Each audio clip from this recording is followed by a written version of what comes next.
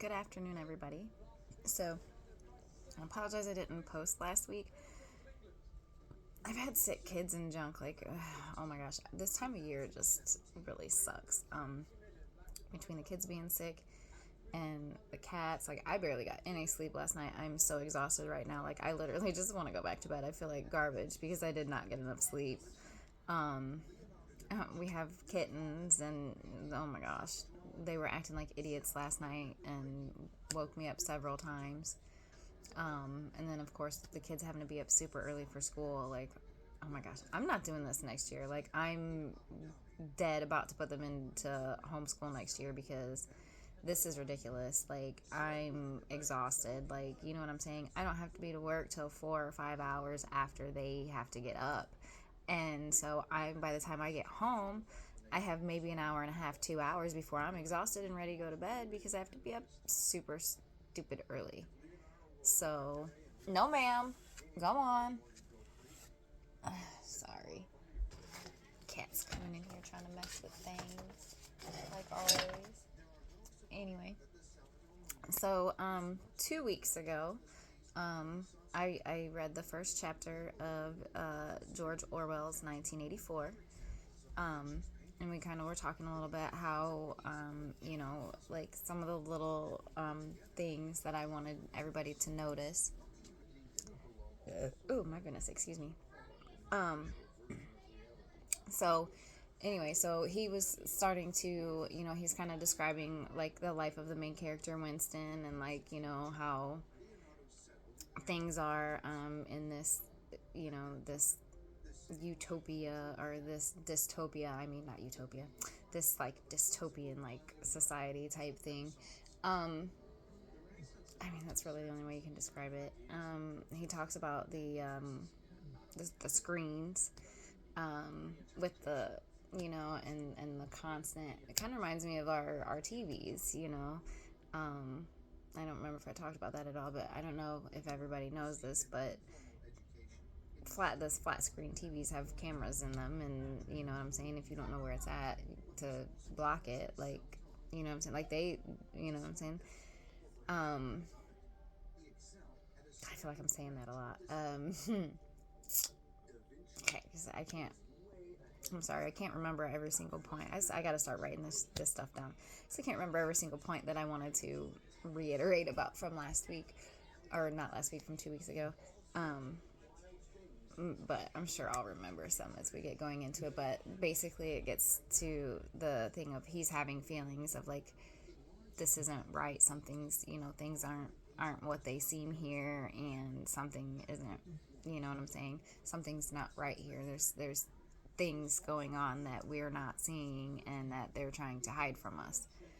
Um, and that he thinks one of his higher ups at work might possibly be feeling the same way too.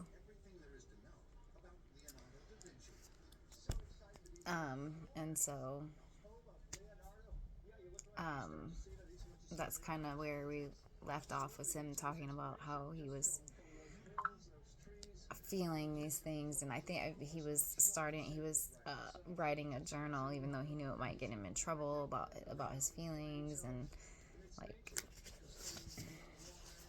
so yeah, he's on a very fast slippery slope right into the beginning of the book. The next couple of sections are small, so we're going to do section 2 and section 3 today, because they're both only a couple of pages long. I don't want to the first section is super long. It's like that, you know how it is with, well, those of us that read know how it is with books. Sometimes you'll get a super long chapter, sometimes you'll get a couple of short chapters. So we have a couple of short chapters, so hopefully this won't be as long as the last video was, because that last video was way long. So, alright, here we go. As he put his hand to the doorknob, Winston saw that he had left the diary open on the table.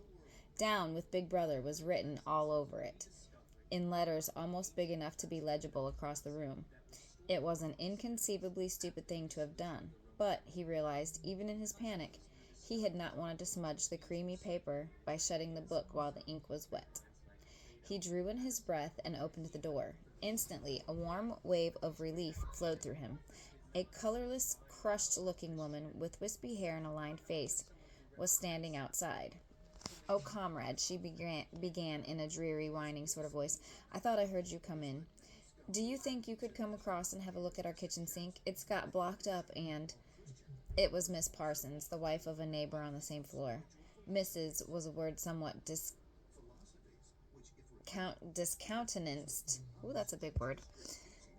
Discountenanced by the party. You were supposed to call everyone comrade, but with some women one used it instinctively. She was a woman of about 30, but looking much older. She had the impression that there was dust. One had the impression that there was dust in the creases of her face. Excuse me. Winston followed her down the passage. These amateur repair jobs were almost daily irritation. Victory mansions were old flats built in 1930 or thereabouts and were falling to pieces. The plaster flaked consistently from the ceilings and walls. The pipes burst in every hard frost. The roof leaked whenever there was snow. The heating system was usually running at half steam when it was not closed down altogether from motives of economy. Repairs, except what you could do for yourself, had to be sanctioned by remote committees which were liable to hold up even the mending of a window pane for 2 years. Jesus Christ. Kind of sounds like some people's landlords. Anyway. "Of course, it's only because Tom isn't home," said Mrs. Parsons vaguely. The Parsons flat was bigger than Winston's, and dingy in a different way. Everything had a battered, trampled-on look, as though the place had just been visited by some large, violent animal.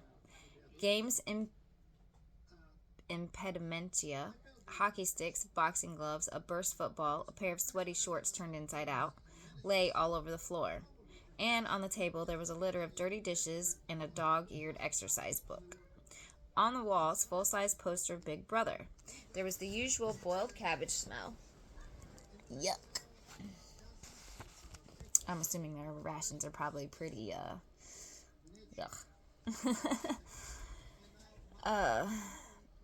There was the usual boiled cabbage smell common to the whole building, but it was shot through by a sharper reek of sweat, which one knew this at first sniff, though it was hard to say how, was the sweat of some person not present at the moment.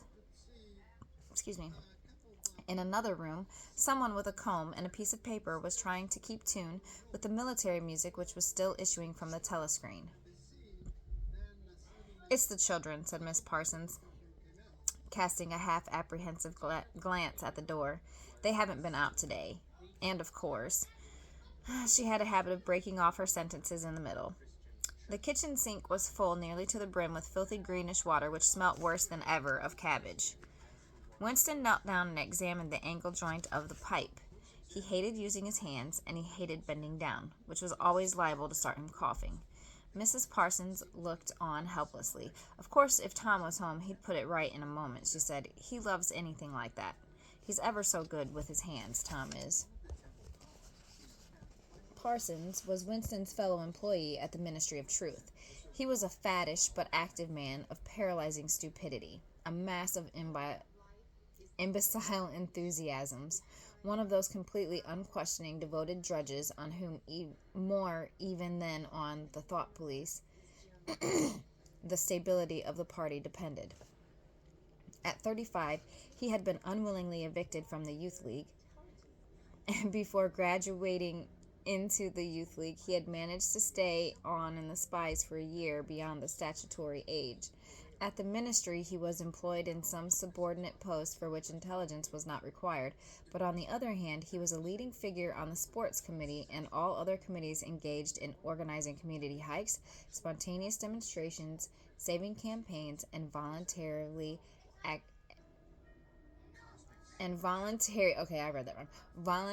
activities generally. He would inform you with quiet pride, between whiffs of his pipe, that he had put in an appearance at the community center every evening for the past 4 years. An overpowering smell of sweat, a sort of unconscious testimony to the strenuousness of his life, followed him about wherever he went, and even remained behind him after he had gone. "Have you got a spanner?" said Winston, fiddling with the nut on the angle joint. A spanner, said Miss Parsons, immediately becoming invertebrate. I don't know, I'm sure. Perhaps the children. There was a trampling of boots and another blast on the comb as the children charged into the living room. Miss Parsons brought the spanner. Winston let out the water and disgustedly removed the clot of human hair that had blocked up the pipe. He cleaned his fingers as best as he could in the cold water from the tap and went back into the other room. Up with your hands, yelled a savage voice. A handsome, tough-looking boy of 9 had popped up from behind the table and was menacing him with a toy automatic pistol, while his small sister, about 2 years younger, made the same gesture with a fragment of wood. Both of them were dressed in blue shorts, gray shirts, and red neckerchiefs, which were the uniform of the spies. Winston raised his hand above his head, but with an uneasy feeling. So vicious was the boy's demeanor that it was not altogether a game. You're a traitor, yelled the boy. You're a thought criminal. You're a Eurasian spy. I'll shoot you. I'll vaporize you. I'll send you to the salt mines. Suddenly they were both leaping around him, shouting, traitor and thought criminal, the little girl imitating her brother in every movement. It was somehow slightly frightening, like the gamboling of tiger cubs which will soon grow up into man-eaters. There was a sort of calculating ferocity in the boy's eye, a quite evident desire to hit or kick Winston, and a consciousness of being very nearly big enough to do so. It was a good job it was not a real pistol he was holding, Winston thought. Mrs. Parsons' eyes flitted nervously from Winston to the children and back again.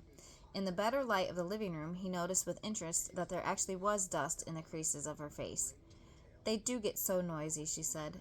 They're disappointed because they couldn't go to see the hanging. That's what it is. I'm too busy to take them, and Tom won't be back from work in time. Why can't we go and see the hanging? Roared the boy in his huge voice. Want to see the hanging, want to see the hanging, chanted the little girl, still capering around. Some Eurasian prisoners guilty of war crimes were to be hanged in the park that evening. Winston remembered this happened about once a month and was a popular spectacle. Children always clamored to be taken to see it. He took his leave of Miss Parsons and made for the door, but he had not gone 6 steps down the passage when something hit the back of his neck, an agonizingly painful blow. It was as though a red-hot wire had been jabbed into him. He spun around just in time to see Miss Parsons dragging her son back into the doorway while the boy pocketed a catapult. Goldstein, bellowed the boy as the door closed on him. But what most struck Winston was the look of helpless fright on the woman's grayish face.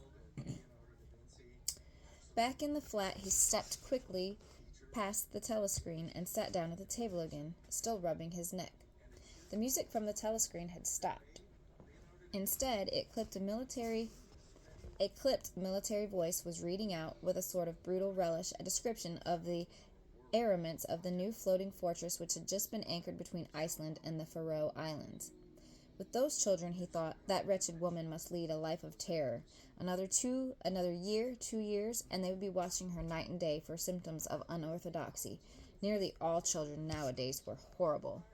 What was worst of all was that by means of such organizations as the spies, they were systematically turned into ungovernable little savages, and yet this produced in them no tendency whatsoever to rebel against the discipline of the party. On the contrary, they adored the party and everything connected with it, the songs, the processions, the banners, the hiking, the drilling with the dummy rifles, the yelling of slogans, the worship of Big Brother.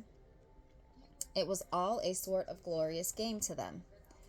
All their ferocity was turned outwards against the enemies of the state, against foreigners, traitors, saboteurs, thought criminals.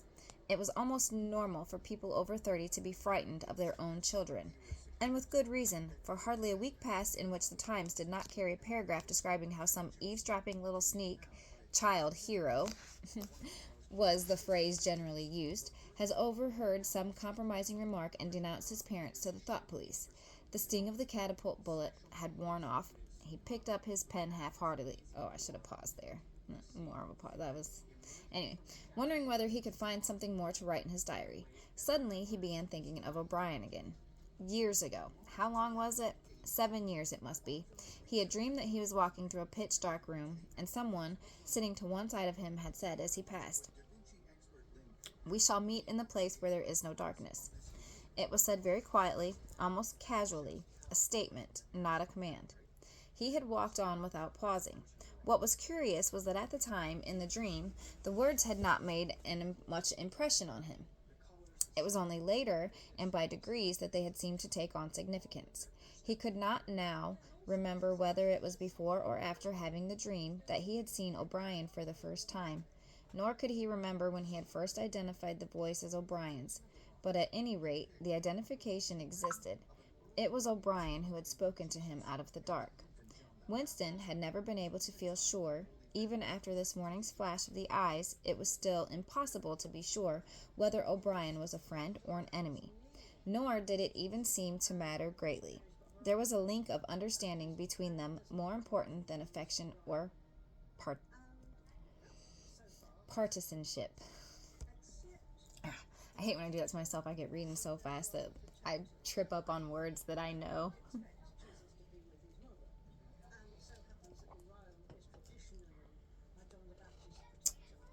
"We shall meet in the place where there is no darkness," he had said. Winston did not know what it meant, only that in some way or another it would come true. The voice from the telescreen paused. A trumpet call, clear and beautiful, floated into the stagnant air. The voice continued raspingly, "Attention, your attention, please. A news flash has this moment arrived from the Malabar front.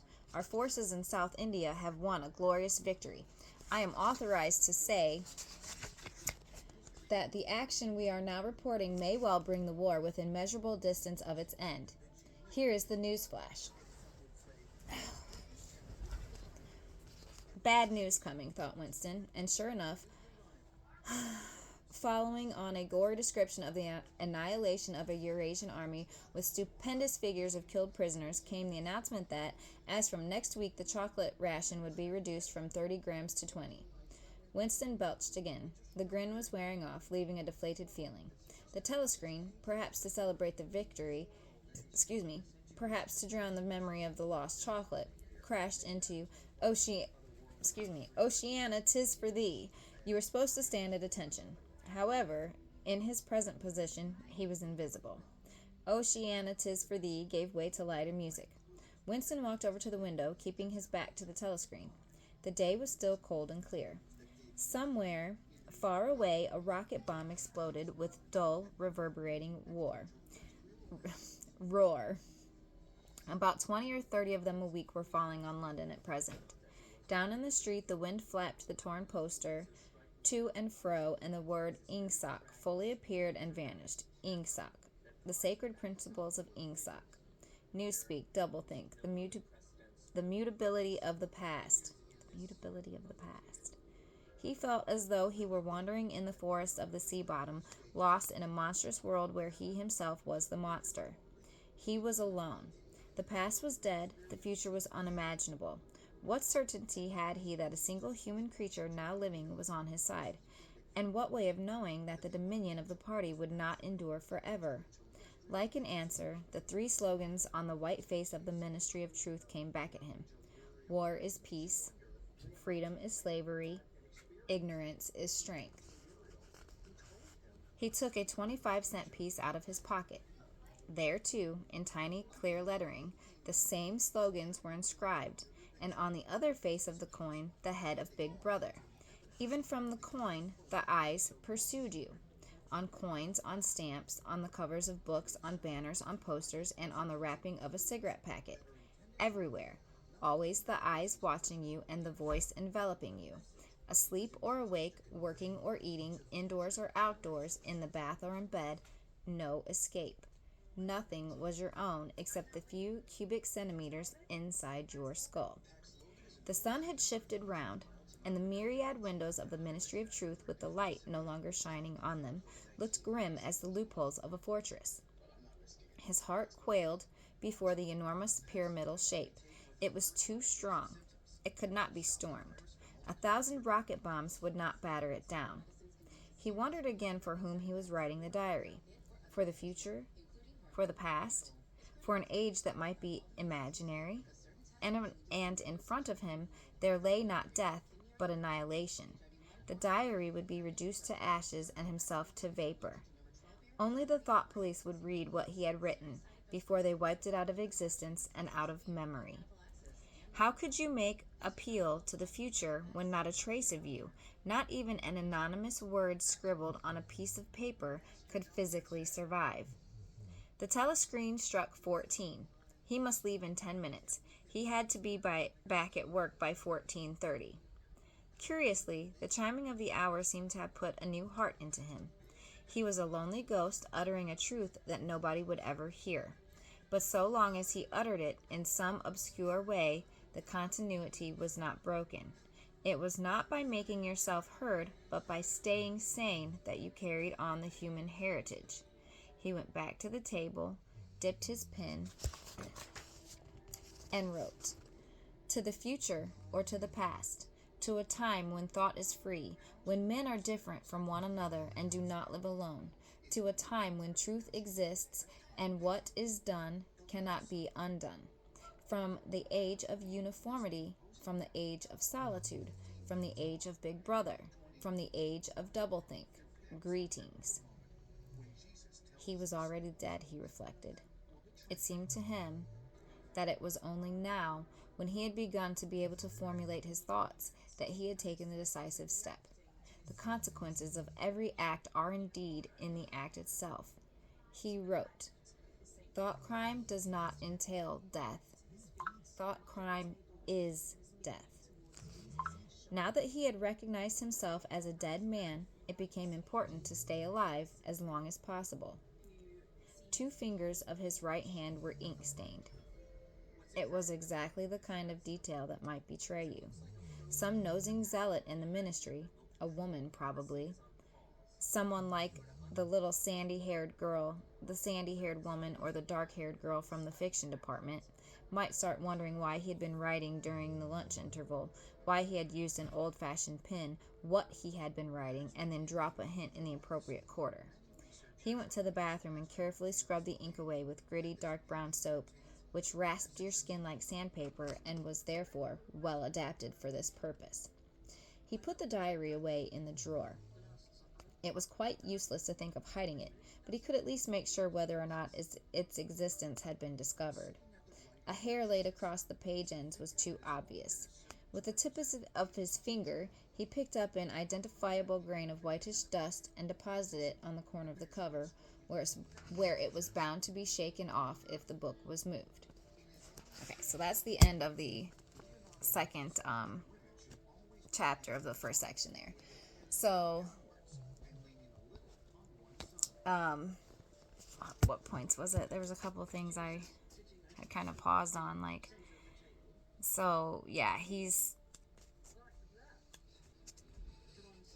talking about, he talks about the children, the thing about the children with, everybody being afraid of their children, like, that's, that was, like, the whole point, like, but, Big Brother they've brainwashed the children to be against their parents, so, you constantly have to be looking out, cats,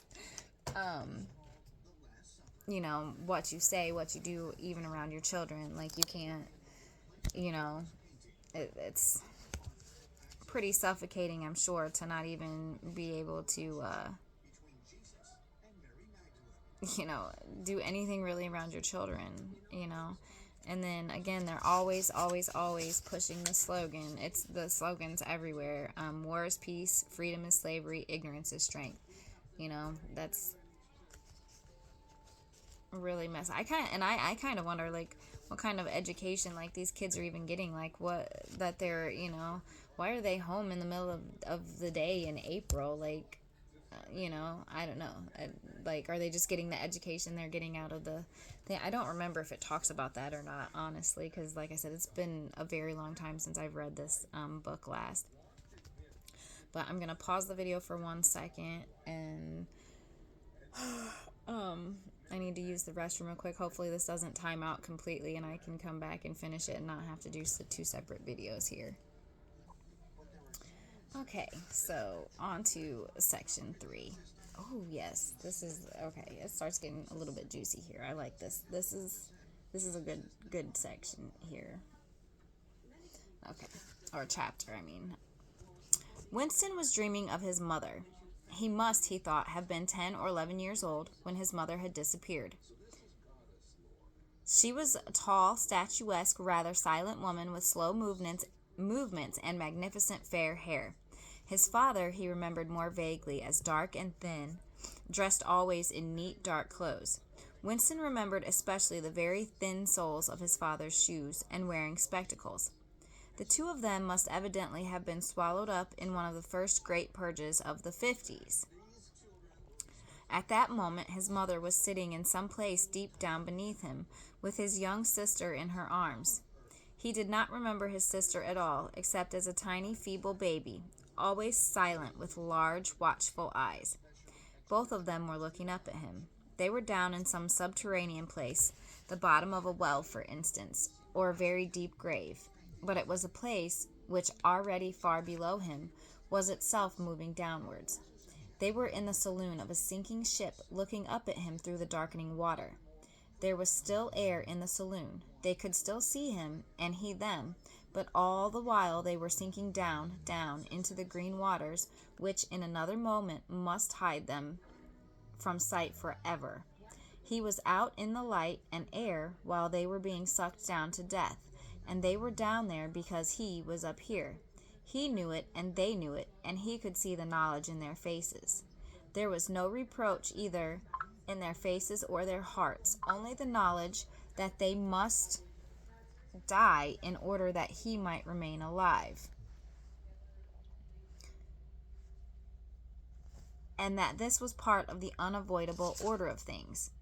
He could not remember what had happened, but he knew in his dream that in some way the lives of his mother and sister had been sacrificed to his own.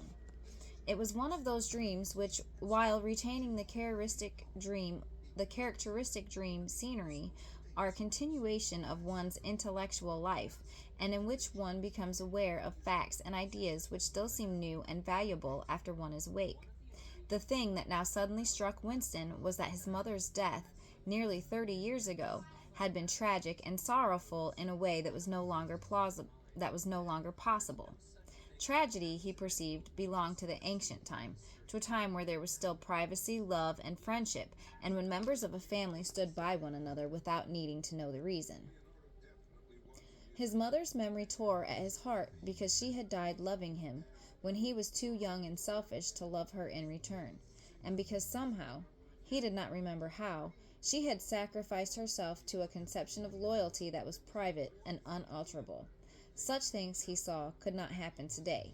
Today there were fear, hatred, and pain, but no dignity of emotion or deep, complex sorrows. All this seemed to see in the large eyes of his mother and sister, all this he seemed to see in the large eyes of his mother and sister, looking up at him through the green water hundreds of fathoms down and still sinking.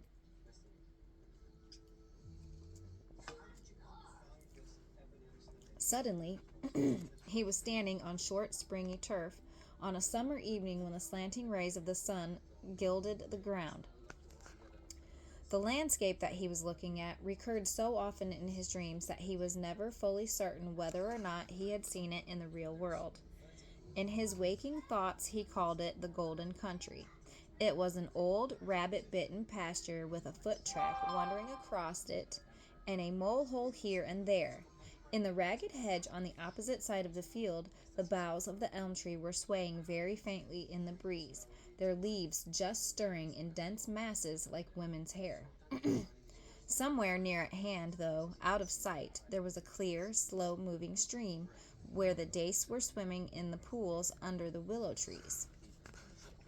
The girl with dark hair was coming toward him across the field. With what seemed a single movement, she tore off her clothes and flung them disdainfully aside. Her body was white and smooth, but it aroused no desire in him. Indeed, he barely looked at it. What overwhelmed him in that instant was admiration for the gesture with which she had thrown her clothes aside. With its grace and carelessness, it seemed to annihilate a whole culture, a whole system of thought, as though Big Brother and the party and the thought police could all be swept into nothingness by a single splendid movement of the arm. That, too, was a gesture belonging to the ancient time. Winston woke up with the word Shakespeare on his lips. The telescreen was giving forth an ear-splitting whistle which continued on the same note for 30 seconds. It was not 7:15, getting up time for office workers. Winston wrenched his body out of bed, naked, for a member of the outer party received only 300 clothing coupons annually, and a suit of pajamas was 600. He seized a dingy singlet and a pair of shorts that were lying across the chair. The physical jerks would begin in 3 minutes. The next moment he was doubled up by a violent coughing fit, which nearly always attacked him soon after waking up. It emptied his lungs so completely that he could only begin breathing again by lying on his back and taking a series of deep gasps. His veins had swelled with the effort of the cough, and the varicose ulcer had started itching. 30 to 40 group, yapped the piercing female voice. 30 to 40 group, take your places, please. 30s to 40s. Winston sprang to attention in front of the telescreen, upon which the image of a youngish woman, scrawny but muscular, dressed in tunic and gym shoes, had already appeared.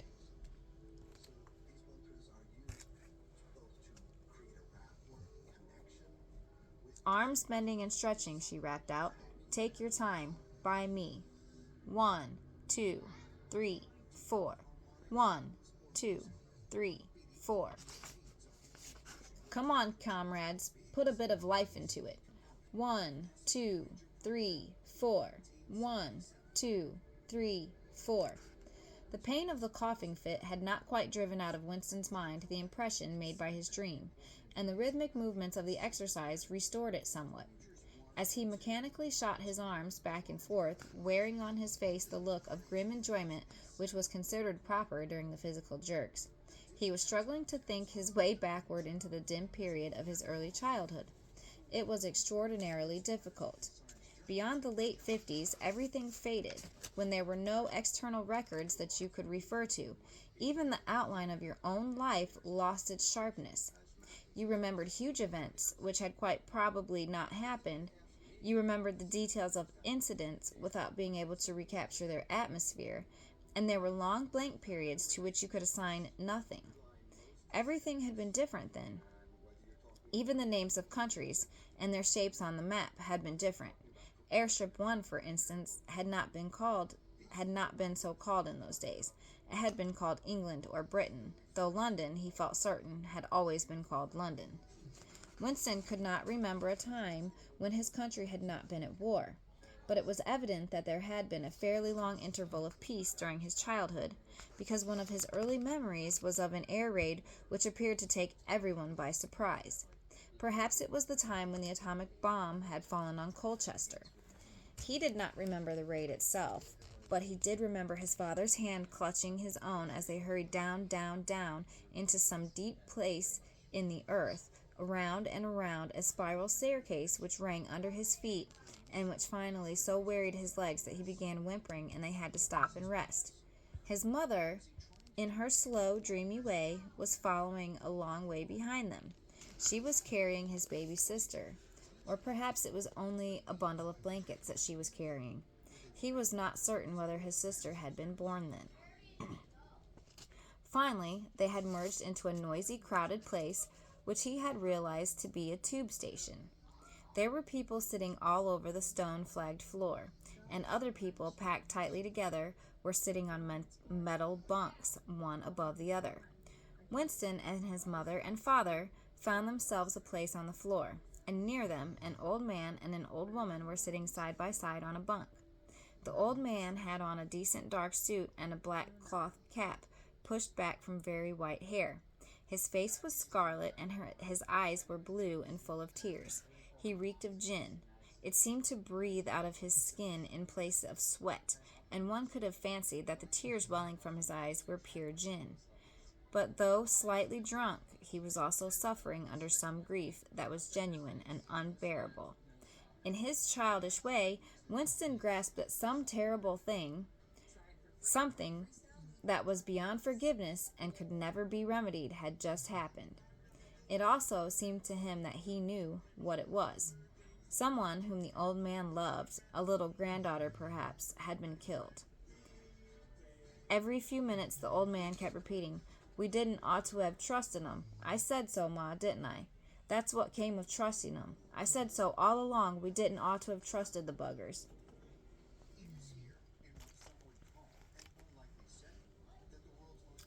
But which buggers they didn't ought to have trusted, Winston could not now remember.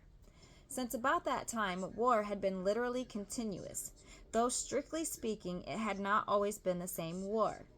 For several months during childhood there had been confused street fighting in London itself, some of which he remembered vividly.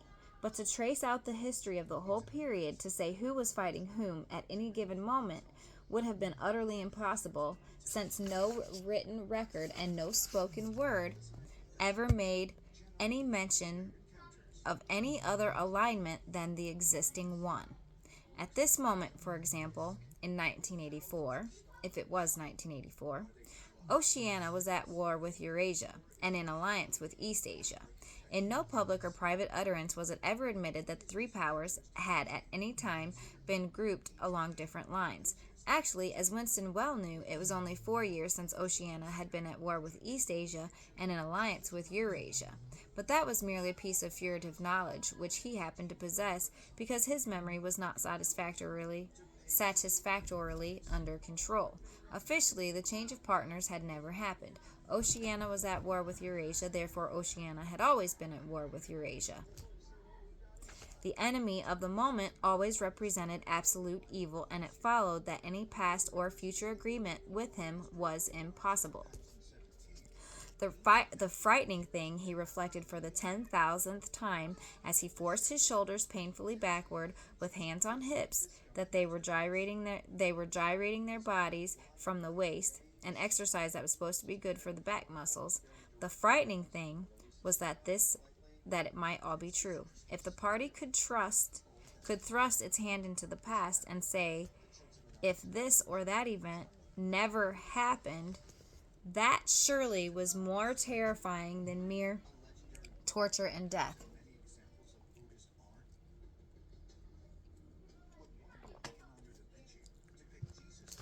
The party said that Oceania had never been in alliance with Eurasia. He, Winston Smith, knew that Oceania had been in alliance with Eurasia as short a time as 4 years ago. But where did that knowledge exist? Only in his own consciousness, which in any case must soon be annihilated. And if all others accepted the lie which the party imposed, if all records told the same tale, then the lie passed into history and became truth. Who controls the past? Ran the party slogan, controls the future. Who controls the present? Controls the past. And yet the past, though of its nature alterable, never had been altered. Whatever was true now was true from everlasting to everlasting. It was quite simple. All that was needed was an unending series of victories over your own memory. Excuse me. Reality control, they called it in Newspeak. Doublethink. Stand easy, barked the instructress, a little more genially. Winston sank his arms to his sides and slowly refilled his lungs with air. His mind slid away into the labyrinthian world of doublethink. To know and to not know, to be conscious of complete truthfulness while telling carefully constructed lies, to hold simultaneously two opinions which canceled out, knowing them to be contradictory and believing in both of them, to use logic against logic, to repudiate morality while laying claim to it, to believe that democracy was impossible and that the party was the guardian of democracy, to forget whatever was necessary to forget, then to drop back into memory again at the moment when it was needed, and then promptly to forget it again, and above all, to apply the same process to itself. That was the ultimate subtlety. consciously to induce unconsciousness, and then once again to become unconscious of the act of hypnosis you had just performed. Even to understand the word doublethink involved the use of doublethink. So I'm going to do a video on the terms and whatnot, because it goes over all this, because this is very, very important stuff that we're discussing right now. This is very, very important. And I don't like my videos going super long, over an hour, and I have a feeling if I go too much into it, it might go over an hour. So, anyways, we'll come back to this in a minute. The instructress had called them to attention again. "And now, let's see which of us can touch our toes," she said enthusiastically. "Right over from hips, please, comrades. 1, 2, 1, 2. Winston loathed this exercise, which sent shooting pains all the way from his heels to his buttocks, and often ended by bringing on another coughing fit. The half-pleasant quality went out of his meditations. The past, he reflected, had not merely been altered, it had been actually destroyed. For how could you establish even the most obvious fact when there existed no record outside of your own memory?" He tried to remember in what year he had first heard mention of Big Brother. He thought it must have been at some time in the 60s, but it was impossible to be certain. In the party histories, of course, Big Brother figured as the leader and guardian of the revolution since its very earliest days. His exploits had been gradually pushed backwards in time until already they extended into the fabulous world of the 40s and 30s, when the capitalists, in their strange cylindrical hats, still rode through the streets of London in great gleaming motor cars or horse carriages with glass sides. There was no knowing how much of this legend was true and how much invented. Winston could not even remember at what date the party itself had come into existence. He did not believe he had ever heard the word ingsoc before 1960, but it was possible that, in its old-speak form, English socialism, that is to say, it had been current earlier. Everything melted into mist. Sometimes, indeed, you could put your finger on a definite lie. It was not true, for example, as was claimed in the party history books, that the party had invented airplanes. He remembered airplanes since his earliest childhood, but you could prove nothing. There was never any evidence. Just once in his whole life he had held in his hands unmistakable documentary proof of the falsification of a historical fact. And on that occasion... "Smith!" screamed the shrewish voice from the telescreen. 6907, Smith, W. "Yes, you. Bend lower, please. You can do better than that. You're not trying. Lower, please. That's better, comrade. Now, stand at ease, the whole squad, and watch me." A sudden hot sweat had broken out all over Winston's body. His face remained completely indestructible. Never show dismay. Never show resentment. A single flicker of the eyes could give you away. He stood watching while the instructress raised her arms over her head and, one could not say gracefully, but with remarkable neatness and efficiency, bent over and tucked the first joint of her fingers under her toes. "There, comrades, that's how I want to see you doing it. Watch me again. I'm 39 and I've had 4 children. Now look." She bent over. "You see, my knees aren't bent. You can all do it if you want to," she added, as she straightened herself up. "Anyone under 45 is perfectly capable of touching his toes. We don't all have the privilege of fighting in the front line, but at least we can all keep fit. Remember, our boys on the Malabar front, and the sailors in floating fortresses. Just think what they have to put up with. Now try again.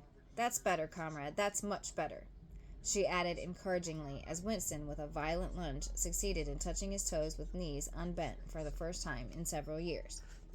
Okay, so that is the end of section 3. So, like I said, later on in the week, I will post a video, because in the back it has all the, there's a,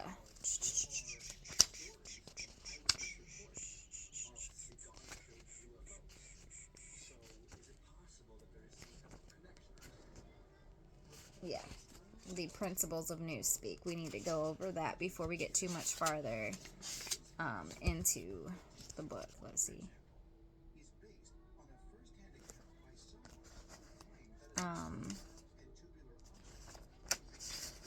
So yeah, that, because it's pretty interesting what that goes into in this talk. So the that was like one of the main principles there that they talk about in section 3 that really is something I wanted to touch on when I read this. The double speak, the double think, the, you know what I'm saying, the whole of, he's sitting here saying, I know for a fact we were at war with different people just 4 years ago. Like, I know for a fact that this is the truth. But they're altering the truth. They're changing it. Now, if he, and I don't remember when this was written. I looked it up and now I forget. Anyway. I know I talked about it in the last video, but it's been a couple weeks, so I don't remember. But so he's saying back then that, hey, look, all it takes is the government having, you know, the capability of doing this, and they can just go and they can change everything. They can change everything that's, you know, we know to be true or whatever. Everything that's true, they can change it to what they want to be true. The victor, you know, what is it? History is written by the victor. Is that what they say, or something like that? Like, you know, and he's talking about how he knows that what the government is telling them now is not true. He knows for a fact it's not true. He's had proof in his hand that it's not true. It's going to start talking a little bit more, I think, in the next section of the chapter about how he knows that, because I know how he knows that. I don't want to say how he knows that just yet, because it's like super exciting. Like, we're going to go into that next week. But anyway, so yeah. So like I was saying before, like it's a lot of brainwashing going on, you know. He's got the kids, you know, he's talking about how they've got the kids so brainwashed they'll turn in their own parents. They're, you know, he's even afraid of the youth nowadays. You know, I don't know, it's crazy. And then he's having these dreams that he thinks that this, you know, person he works with might be in the same frame of mind as he is, that, hey, this is really messed up. Like, they're basically wanting us to train ourselves, to trick ourselves into thinking that something is true that we know wasn't true. Like, you know, you're brainwashing yourself is what the point is. You know, of what double think is and double speak is and all that is, you know, it's not true, but yet you're saying that it's true. You're, you know, like that whole paragraph. Actually, I'm going to go back to that because it is kind of confusing. You know, let's see, where did it go? Yeah, here it is. The labyrinthine world of doublethink. To know and not know. So you know, but yet you're not supposed to know. You know, like, you know, had to add that into there. To be conscious of complete truthfulness while telling carefully constructed lies. So, you know what I'm saying? He's saying, like, I know that I know the truth, but yet I have to sit here and pretend like I don't know the truth. And this is how doublethink works. This is the principle of it. So I think I'm going to have a little bit of time to go into this part of it, but I'm definitely, after this, like I said, I'm going to make another video to post in a couple of days where we're going to go over the whole principle of the double thing, because there's literally a small chapter in the very back that goes a lot more into detail about it. Okay, so you've got, you know, hold simultaneously two opinions which cancel out, knowing that they're contradictory. Knowing, you know what I'm saying, knowing that this is to the actual truth, but yet this is what I'm supposed to be, you know what I'm saying, this is what I'm supposed to be believing, and that they contradict each other, but I still have to, you know what I mean, I still have to, it's craziness, it's insane. And believing in both of them, to use logic against logic, to repudiate morality while laying claim to it, to believe that democracy was impossible and that the party was the guardian of democracy, to forget whatever was necessary to forget, then to draw it back into memory again at the moment when it was needed, and then promptly to forget it again, and above all, to apply the same process to the process itself. It all sounds crazy, right? It's so confusing. It's very, very confusing.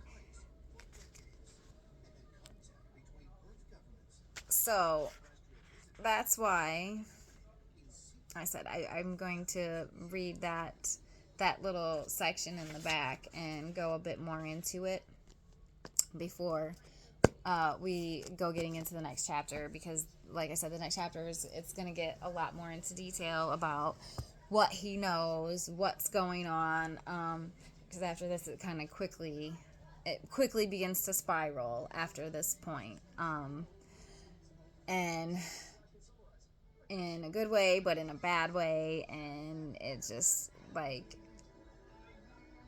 I don't know if you'll be surprised by the ending. um I remember I was surprised by the ending the first time that I read it. So there's that. But anyway,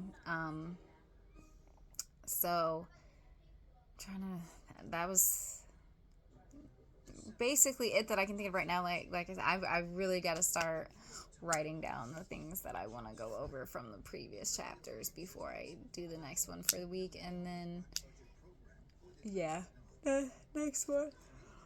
Whew, the one for next week will be better, because I'm gonna take notes.